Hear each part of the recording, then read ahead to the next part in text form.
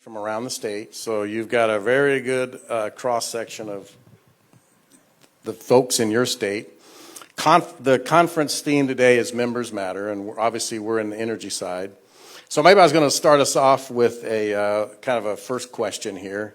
What is your long-term vision for meeting Arkansas's energy needs, and how will this help keep our state competitive in a rapidly changing energy environment? Nothing like starting a Monday morning with a question like that. I mean, wow, we're really getting the party started early, aren't we? But certainly, I think the long-term vision is to make sure we continue to have accessibility and affordability. I don't think that comes as any surprise to anybody in this room. We want to make sure that we're expanding capacity as our workforce continues to grow, as businesses continue to expand. Capacity really matters. And that's been an interesting shift that we've seen over the course of the last couple of years. I say all the time, when I first got elected and those first 6 to 12 months in office, every business that I met with asked me the same question. And it was all about workforce. Do you have the skilled, qualified labor that we need to either relocate to your state or to expand within Arkansas? And over the course of the last certainly 12 months, if not longer, that question has changed. It's no longer about workforce capacity, but it's about energy capacity. Can you meet the demand if we want to build a new business here, if we want to expand? And because of the great partnership that we've had, I see several members of the legislature here on the front row, Arkansas has been able to not only answer yes to that question, but create a model and give, I think, confidence to businesses who want to either relocate or expand, that we can meet that demand. And it's not something that we're looking at in the short term, but what does that look like 10, 15, 20 years from now? We're giving you the certainty you need to expand capacity while also protecting the affordability for our customers. And so what we've been able to do is something I'm really proud of. We worked very closely with the legislature. It was a labor of love, to say the least, but got it across the finish line, and we were able to do things that allow us to really invest in energy infrastructure, not only giving you that certainty, but also helping remove some of the barriers that make it move faster, going from an average of 12 to 18 months down to 6 months. And a lot of people were like, are you just lowering the bar for businesses? No, we're not at all doing that, but we are helping them get to it faster. And that's really important and something I'm really proud of, and something that I think is setting Arkansas apart. When we go into those conversations, it's one of the reasons we're able to bring so much new business to our state. One of the reasons you're seeing companies feel really comfortable expanding their operations here in Arkansas, because they know that we're going to be able to meet that demand, which is so critical. Thank you, Governor. And you alluded to, but you're right, this last legislative session, the co-ops, I mean, a lot of people in the state sort of work together, which is always good when we work together, right? And instead of feuding. Certainly goes a lot better for me when we get to work together. I understand that. But yeah, it was the Generating Arkansas Jobs Act, right? And a lot of people work together. You've discussed a little bit about how it reduces the regulatory timelines, accelerating generation projects. When you look at and there's been some challenges, issues in the press, other things, it's not been all glowing reviews of this thing. From your seat in the governor's office, what do you think this legislation does most specifically to make us more competitive? If I ever get 100% across the board glowing reviews from the press, I'm actually more uncomfortable. If they think everything we're doing is right, that's actually more problematic. But so it's always good to have a little bit of pushback from some of our friends and allies in journalism around Arkansas. But I think the biggest thing that it does is it gives people like you the co-ops, our utilities, the confidence to invest in capacity. And I think that is so critical, because if you're not growing, you're not expanding, then we can't go out and recruit and retain additional business. And I like to consider myself the chief salesperson of the state, and I can't go out and do that in a way that's really effective if you guys don't feel confident in your ability to deliver. And I think this really allows us to do that in a way that very few other states have the ability to do. And so I think that's the most critical piece. And I think there's a great example. Look at what we were able to do just in the last couple of months.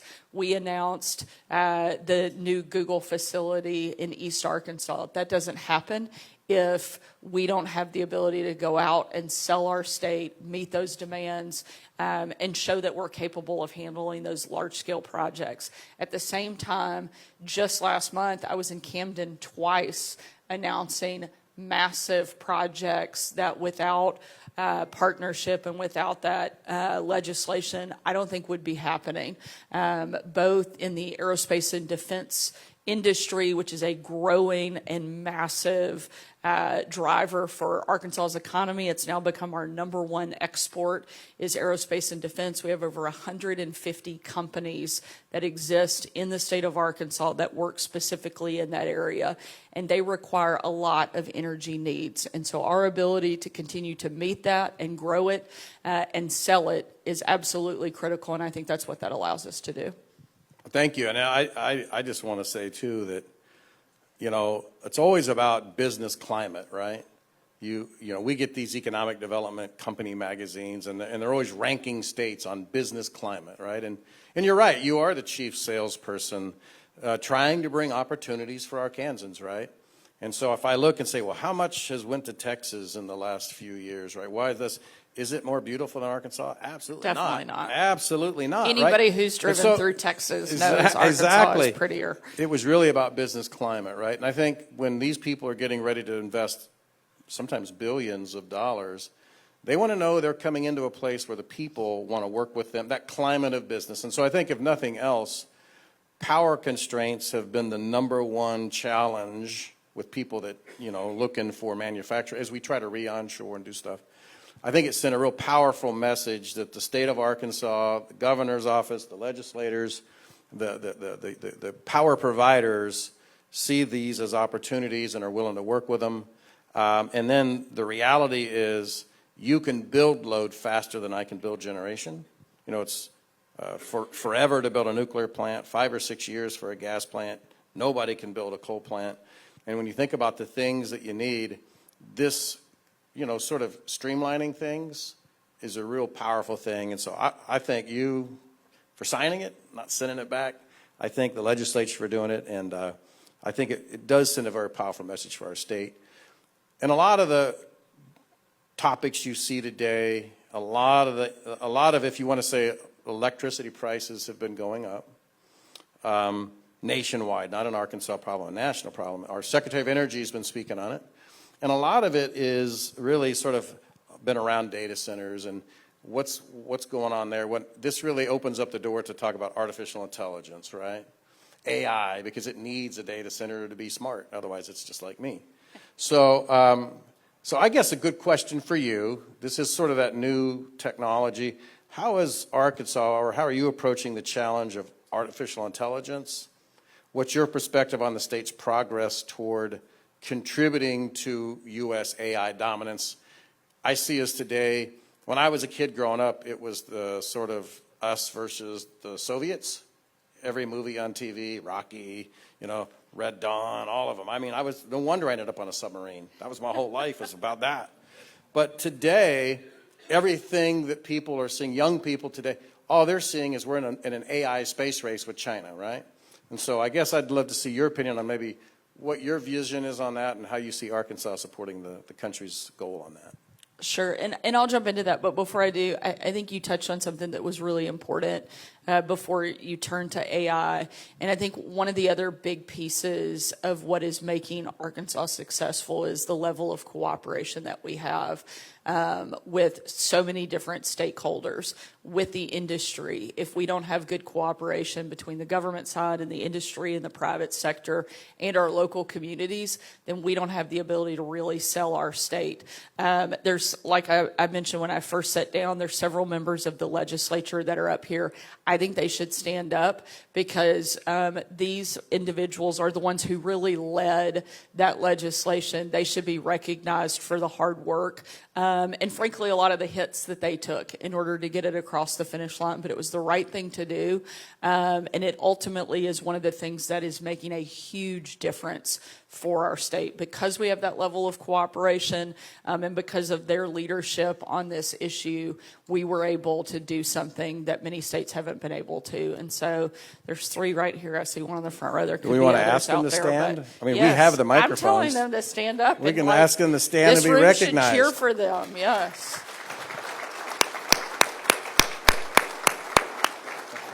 Thank you. I love to take credit for things, but I don't get to sign legislation if they don't pass it first. And so this piece of legislation, it was so critical and will have, I think, one of those really long-term impacts on our state. And it's because of the level of cooperation with your team, with them, with our team, that we were able to get it across the finish line. And so I think that is something that is very different in our state than what you're finding in many places around the country. And so I'm proud of that.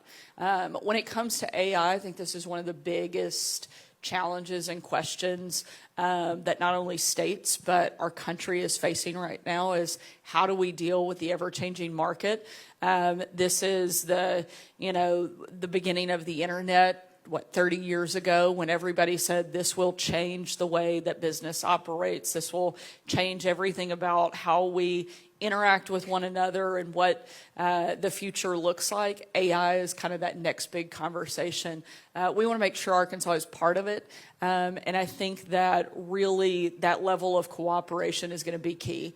The government cannot keep up with the private sector on this individually and solely. So we're going to require a lot of partnership. One, to put good framework and regulatory framework together. I think the president is right that it is not going to work if you have 50 different states doing 50 different things, especially if we really want to compete with China. And I don't think there's anybody in the U.S. who wants China to lead on this issue instead of the United States. And so working with this administration is going to be absolutely critical. I'm proud that we're going to be able to do that. However, we also have to make sure that while we're in the race to beat China, which I think is imperative and has to be a top priority, we also have to put protections in place.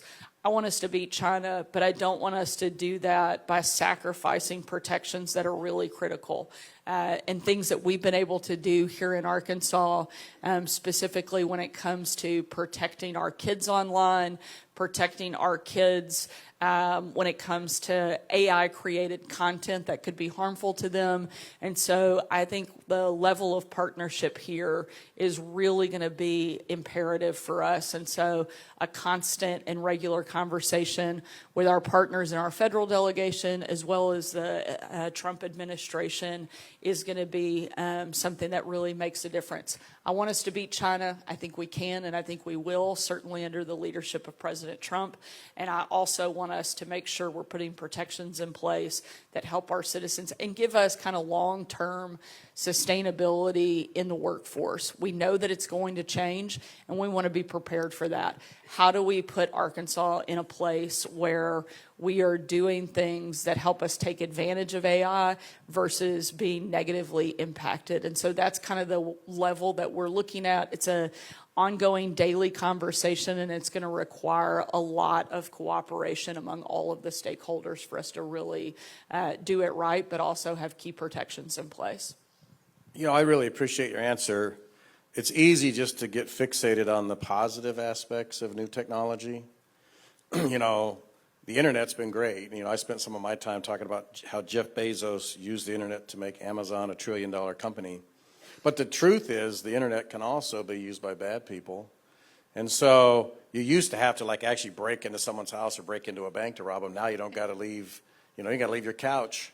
you could be playing Xbox and then rob somebody over here. So this technology, yes, it enables great good, but it also can make bad things easier or more into people's homes. So I love the fact that you are focusing on the protections that we need too, not just everybody getting fixated on all the opportunity, rushing toward that and being sort of blind to the fact that, yeah, using AI, I did a lot of AI use making my presentation, and it can make anything you tell it, right?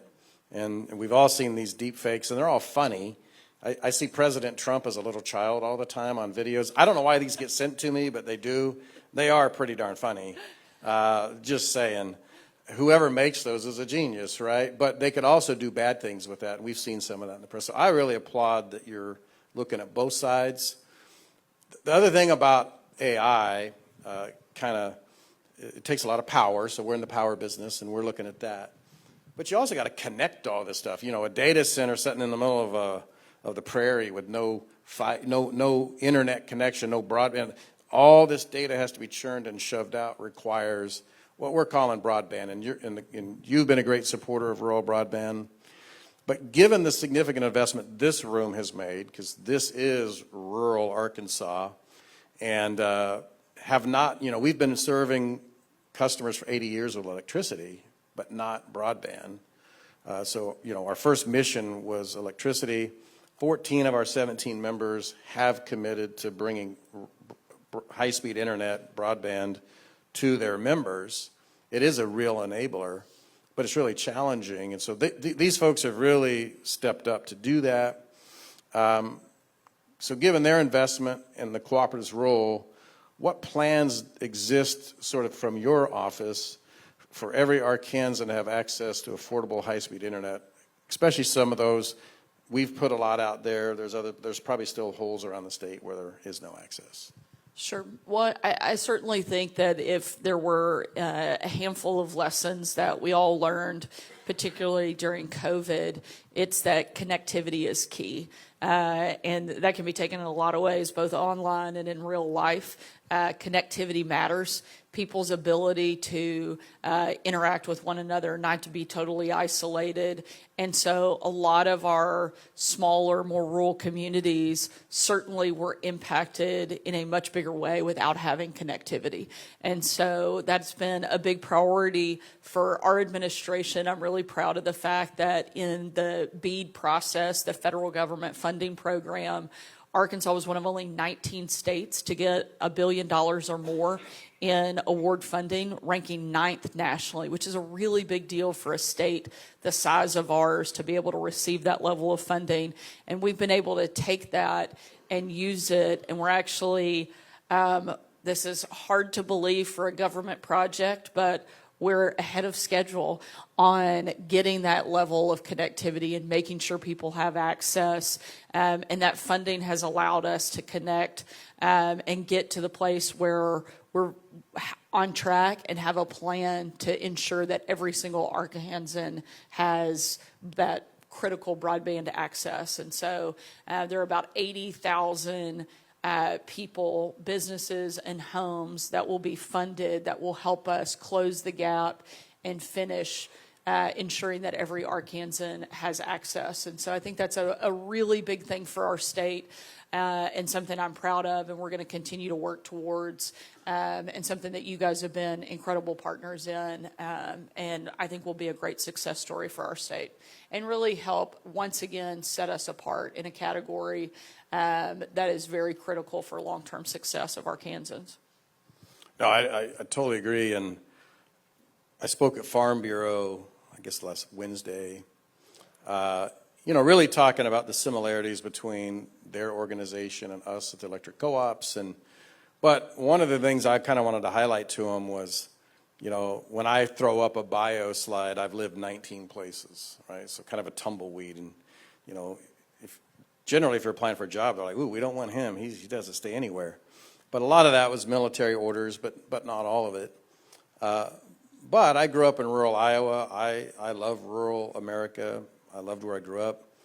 I didn't stay there, though, because when I graduated high school, looked around, it was rural America and wasn't a lot of opportunity. So I joined the military to get opportunity. But then when I got out of the military, I'm not home. And so I used to get out and people say to me, why do I advocate so hard for rural America? Because, I was a rural kid. But that life ended, and then I went into a different life. And the sad story is my kids, 2 of them are in the audience. One's at home, or working. He works remote. So this is a point to the story, is without opportunity, you got to go to where the opportunity is, and so you got to move. And so there's grandparents, my in-laws, my parents, saw their grandkids 2 or 3 times a year, Christmas or maybe summertime. Maybe they would come out. But that's a very different life than I have today. And I have a life where I sometimes think I should get a deduction on my tax returns for as many meals as I feed my grandchildren. They got to be 60%. We're not going to do dependent on that, me. buddy. I'm just going to. I know, but now. if I could advocate, I'm just saying. I have a son and daughter-in-law that both the jobs that they work, and even my daughter for a time, were able to live in this community. But my daughter at one point worked for a company in San Francisco. The internet empowers that. It does help keep families together. So I said rural America's greatest export in Iowa wasn't soybean and hogs and corn. It was kids. Really smart, first-generation, work ethic children. Great values, hard work ethic, smart. They had to leave to go to where the opportunities were, and those communities exported all their talent and all their young talent. And I am passionate about keeping Arkansas's smart, bright, motivated, hardworking, values-driven people that grew up here like that. I think high-speed internet provides those opportunities. So I just want to tell you, everyone, we appreciate all the support from your office, from our state, to help us on that journey to sort of help rural Arkansas get high-speed internet. But I am going to shift gears because that's what I do, right? I'm officially nervous. I don't know where Buddy's going. No. First, it's tax cuts for grandkids, and now who knows where we're headed. Yeah, and for the bean counters in the room that watch my time, that was not a lobbying thing, so don't log that. At any rate, maybe more big picture. So we've talked a lot about Arkansas, but we are one state in a union, and as a governor, you have an influential voice on a national stage. What do you envision sort of as the future of energy in our country? Maybe beyond just our borders. Well, I think one of the things that we have done in a positive way that we should continue to do, and something that you're seeing our president do, is not to be afraid to be energy dominant. The idea that the United States should ever depend on anybody else for our energy is absolutely insane to me. We should be exporting, not importing energy. And so, and all of the above, more of everything, I think has to be key. And Arkansas is lucky that we have diversified energy here in our state, and we have to continue to do that. I think one of the next big opportunities in that space for Arkansas specifically, where we can lead on, is in lithium. And I think that is a gift that we have been given by nothing we've done ourselves, but it sits under our feet. But the job that we have is, how do we utilize it? How do we turn it into something that is a huge positive for our state? And we've made tremendous progress on that front. But I think that is one of the kind of next big spaces, is as we are looking at opportunity, that is one that Arkansas has a huge opportunity, and it sits underneath our feet in a way to take something in South Arkansas, where our biggest competitor when it comes to the lithium race is China. Once again, it is a place where we have the ability to lead and win over China, and we get to do that right here in our home state, while supporting business, while supporting industry, and helping power the rest of the world. I think that's a really special thing and something we need to take advantage of. And we have the ability to extract that lithium in a way that is much more environmentally friendly and a lot less disruptive than traditional practices that you've seen for that. And so I think that's a great opportunity, but we can't ignore all of the things that got us here. While I'm all about innovation and exciting new things like taking that lithium that sits in South Arkansas and utilizing it for our benefit, that doesn't mean we walk away from our oil and gas, even the coal plants that we have here in Arkansas. I'd like to see some more long-term availability and options to keep that on the grid for a sustained time. So I think it is a more of everything, all of the above strategy, and ultimately it has to be about America dominating when it comes to energy, space, and capacity, and not allowing somebody else to take it.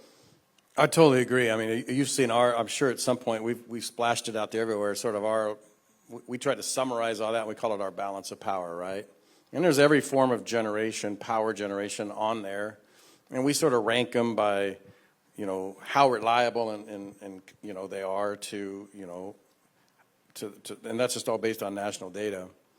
But I do think that this concept of energy dominance, for a long time, I would say for not quite 20 years, but close, America sort of switched gears from being more power, more, dominating sort of as a society on new tech, new industry, new this.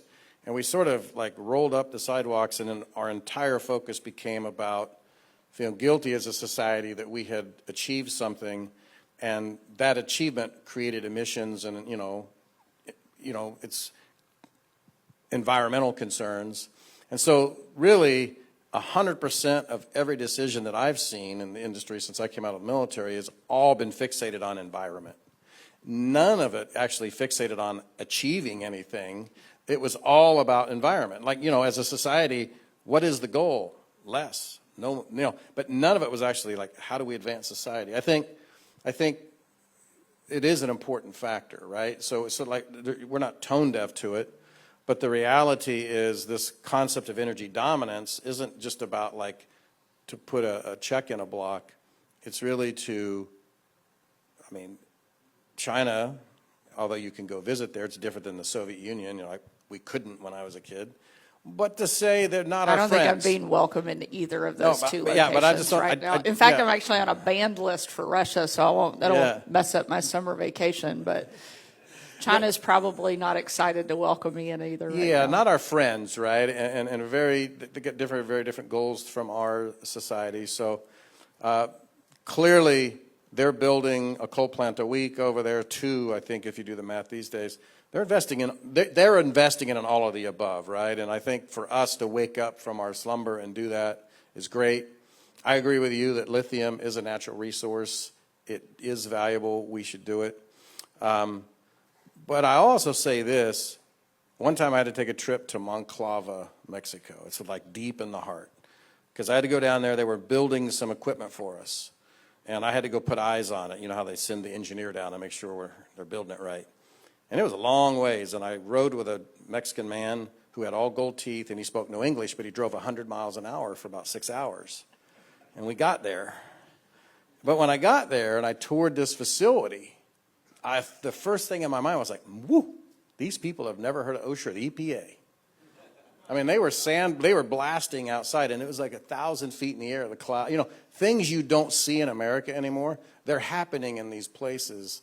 So for us to, I think, take our rose-colored glasses off, do the best we can. We will do it cleaner and better here, but doing it here is good. The fact that you support that, we applaud that, so thank you. And I do think there's a difference, and you used a word that I think is really important, is reliability. There are some sources that are just more reliable than others, and we shouldn't be afraid to use them. And we shouldn't be afraid to continue to use them because we will not be sustainable if we do not have reliable energy sources. And so, to your point, we already do it cleaner and better than everybody else on the face of the planet, and we shouldn't walk away from some of those traditional energy sources that frankly have allowed us to build this country, and that we can continue to operate cleaner and better than anybody else. The conversation can't be dominated simply by the environment side, but also the reliability and affordability piece have to continue to be a key and critical part of the conversation moving forward. Yeah, and you kind of took a moment to recognize that we get more done when we work together. And so there is a time in our history where it was all about development, and the environment was zero concern. And then, so if you go back and look at, there are times in America where rivers were catching on fire, right? So we can say, well, that's not good, I think. Not good in my opinion. I think there's strong consensus that that's not good. I didn't want to put words in your mouth there, but the other side of it is, if all we care about is environment with no actual care about the outcome, I think we've proven to ourselves that's not good too. Because waking up in the middle of COVID and nobody could get medicine, and we don't. I mean, like, and we've sort of closed down infrastructure and energy, so that to do all those things requires this. I think we sort of should say, look, the environmental sort of folks where that's their number one concern, we can't be tone deaf to that. But those that believe that, look, we don't want to be dependent on China, we can't be tone deaf to that. Working together and cooperating is probably where we need to be. So that's what I heard, and that's what I hope we're able to achieve in our state and maybe at the national level. I'll ask you kind of another one, and we sort of talked about AI a bit. But what do you see as the role of new technologies, right? I mean, we've talked a little bit about AI, but like new technology, every morning if I look online, somebody has almost invented fusion. In China, it was like at 0.3. Everywhere it feels like we're right on the edge. There's a lot of new technology. So maybe in your thought process, what do you view the role of new technologies in the energy sector?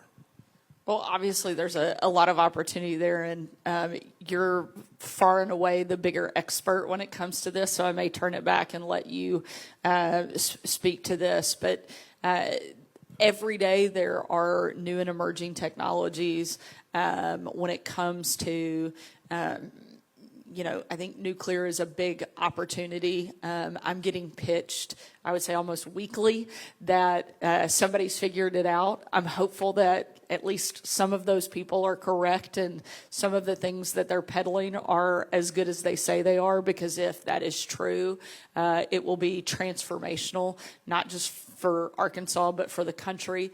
And I think that's a great thing. If you're not continuing to innovate, you're not continuing to expand technology and look at new opportunity, then you're staying stagnant and you're not going to be competitive. And that's not what we want to see for our state and what we want to see for our country. And so investing in new technologies is key in terms of how real and how fast some of those things come online. I would turn to the only one of the two of us that's a nuclear engineer on the stage to say, how real is that? How quickly do we think some of that technology is really usable? I think a lot of it is right on the verge, but when is it to a place where it can actually be tapped into and utilized? And I think you can answer that question, frankly, a lot better than I can. Well, I learned a long time ago that it's okay not to know everything. I get reminded of that regularly, both when I show up at the Capitol and when I'm at home. As a parent to a teenager, I'm finding out I actually know a lot less than I thought I did on a daily basis. But surrounding yourself with really smart people is important. And I think that our state is lucky to have you leading in this industry. And I've said it many times, not just when I'm at your event and sitting next to you. I talk about it in meetings all over. But having somebody who is truly an expert that can give really good guidance and advice helping lead the effort in our state makes a difference. And I think you're one of the brightest people leading in this space, and that we have access to it is something that we should take advantage of. So I set you up really well. Don't mess this up now, buddy. I've given you a really great stage to bring this home. But I do think that you have a vast amount of knowledge that you can share with the group. Wouldn't you know it, Tracy's not here. She'd normally be right there, be validation. Hey, maybe I'm not that dumb. Hey, any rate, no, I'll kind of start with the nuclear, right? Because you're right, it's the talk of the town.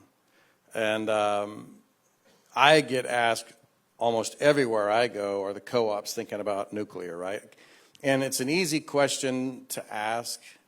And going back to my previous statement about the power energy dominance people not turning a deaf ear to environmental and sort of saying, now I get it, environmental is a very broad field, and there's a lot of anti-nuclear people who don't like it just because, of radiation and those kinds of things. But the narrative on the planet is carbon. That's the narrative that has been sort of sold to the globe for the last 20 years. And so if you say, okay, I've got to not just ignore the carbon people, but maybe how do I meet their needs? But I got to meet my needs too, and my needs are opportunity, society, development, because if we don't do it, somebody's going to do it. And then, who do you want to lead the world, us or someone else? So to me, nuclear power is the perfect marriage of those two ideas. It's the most reliable form of energy on the planet. It's the most energy dense. When you look at how much money the taxpayers have paid in subsidies for wind and solar, everybody's got their math. I don't work for the Treasury, but Google is very powerful. I'm going to say, was it like $480 billion since the beginning? Okay, and then not everything that was in the Inflation Reduction Act is going to get built because President Trump has pulled a lot back.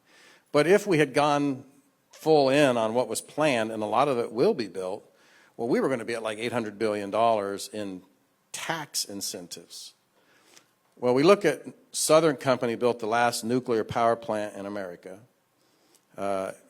Just came online last year. And, it's about 2 gigawatts. Just for instance, Independence is 1.6 gigawatts. White Bluff is, so we've got 3 gigawatts of coal that we've been kind of looking at. But that's more than Vogtle. Vogtle is 2 gigawatts. And when you look at that, a project that was supposed to take 6 to 7 years to build took 12 or 13. It was supposed to cost $14 billion. It cost 36. That's terrifying to energy companies. And imagine, these are the shareholders, and imagine that kind of risk where you just don't know where it's going to end. And the problem is, and I use this analogy all the time, if I went out in the driveway and helped my dad or grandfather, they could open the hood on the car, they would hook up the timing gun, they would turn the distributor cap, they would measure, they could do all those things. And I'm not disrespecting my grandson, but if we went out there today, he'd be an hour later trying to figure out how to pop the hood. Young people just don't do that today. As a nation, we built all of our nuclear infrastructure in the 70s and 80s, 60s, 70s, and then we quit. And then we've got generations of people who don't know how to do this. Our regulators, all of this, and this is a very unforgiving technology that the anti-nuclear people are right to make sure that we do it right. So I'm not bashing them. I agree that we need to do it right. But it's such a big thing and so risky that it won't happen unless there's a national will to do it. Because no one company is going to unveil this. I know we all believe in the power of the billionaires. Elon Musk, Bill Gates, these different billionaire type folks, Jeff Bezos. They are putting people in space and everything else, but nuclear is pretty pricey technology, and it's so regulated.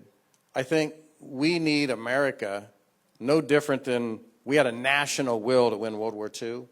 We had a national will to respond to 9/11. We had a national will to do certain things. And if we want to have a future where we can be the AI dominator, and we want the national security, and we want American ideas and values to go across the globe, then we're going to need a very dense energy source. And if we're not going to make everybody mad about carbon, it has to be nuclear. But we need everyone to understand those facts so that we can have that same national will to want this, so that our federal government, our regulators, they can make some of those incentives. Because if you take $800 billion in renewable, there's nothing wrong with wind and solar, but physics is physics. If you had pumped all that even to the overpriced Southern Company nuclear plants, we wouldn't have a power problem. So to me, that's the challenge, though, is it's hard in America to get everybody to work together. But if we can do that, and then we got to avoid the sins of the past. Every nuclear plant, there's 104 reactor plants in America. Every one of them is a different design. And so every crew, every company, they've got to manage these things individually. It's not very cost effective. We need to be like the military, where there's a Virginia class, there's an Ohio.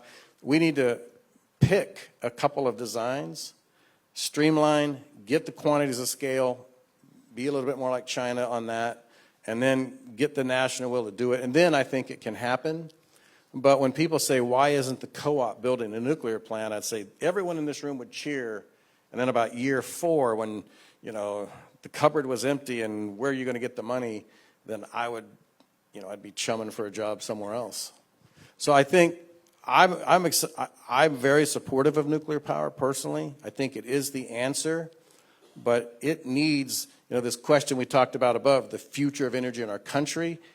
It's one of those things that's so big, we need our country to get behind it.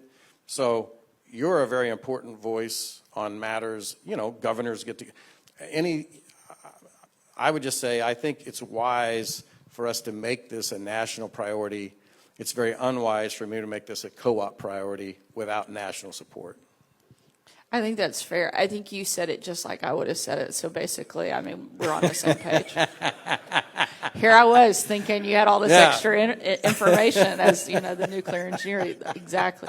A couple takeaways. One, I can pop the hood, but that would be the extent. After that, I couldn't help you any further than that. But I think one of the big points that you made is really important, and it's the education piece of it. I think so many people are afraid of nuclear simply because they don't understand it.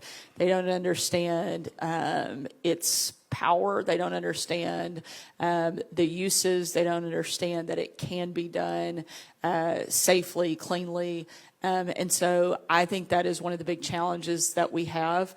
We talked at first about the technology, and I do believe that the technology to really expand in that space is there and likely available, but it's getting people to a level of comfort that they want to collectively buy in, and that is where I think that we have a lot of work to do, and something certainly that we can help on, but people like yourself that can actually explain it in a way that others understand is going to be key and critical. So I'll be happy to bring you in front of a group of governors anytime so you can say what I would have said if I had answered the question. So that.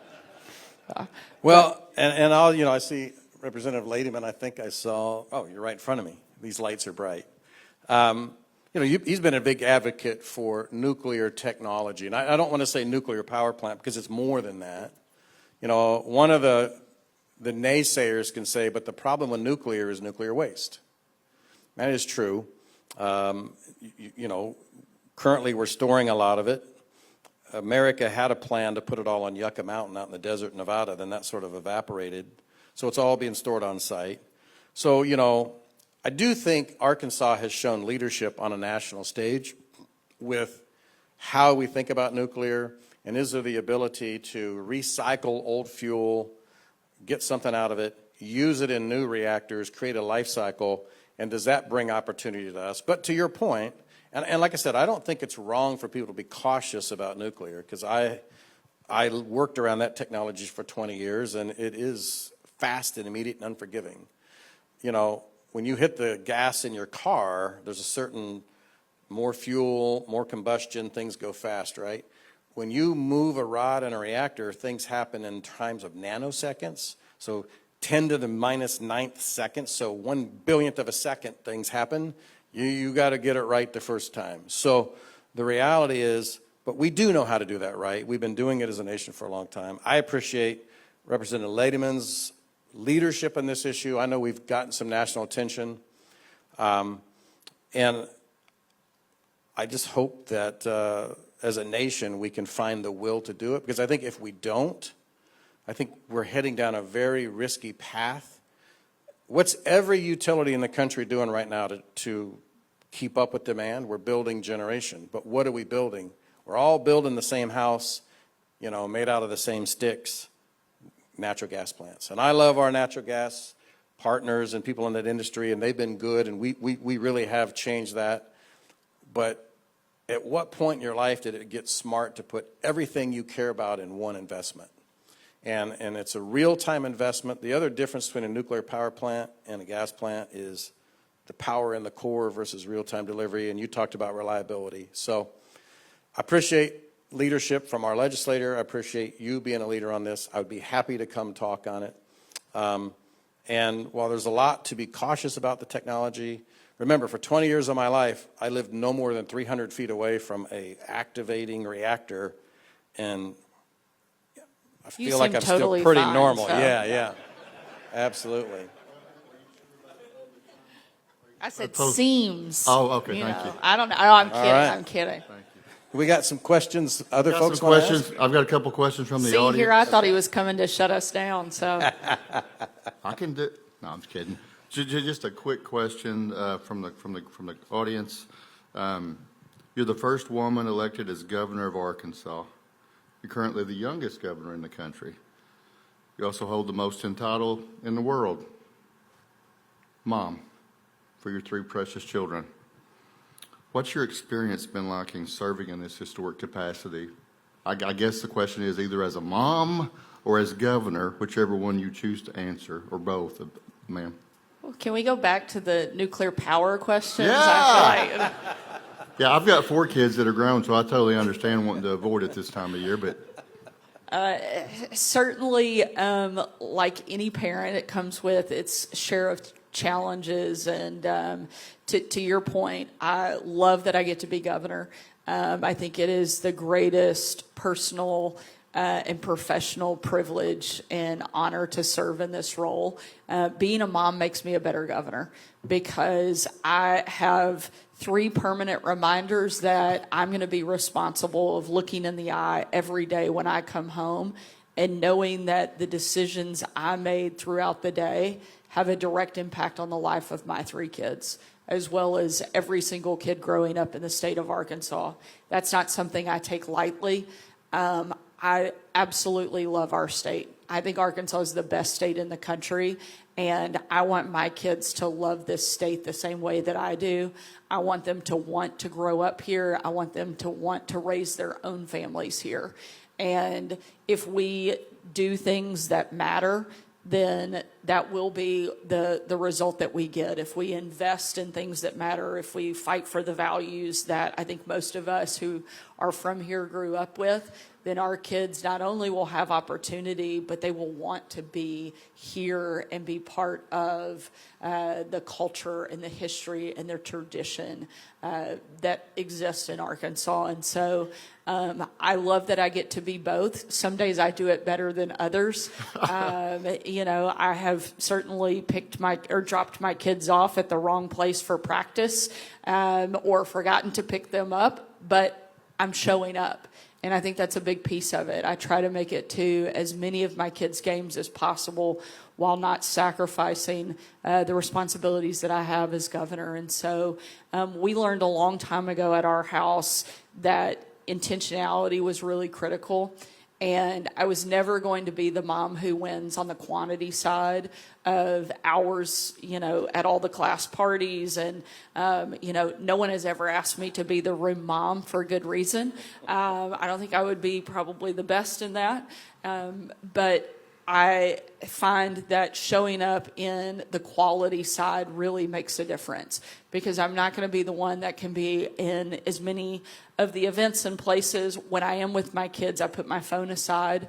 Our team teases me all the time because I go dark for a little period in the evening.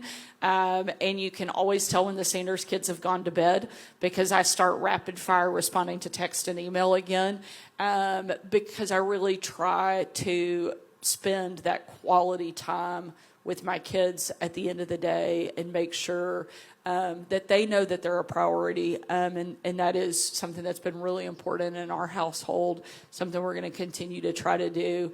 And I love that I think, what are the best jobs in the world, being governor and being a mom. And I think both of them make me better. I appreciate you saying that.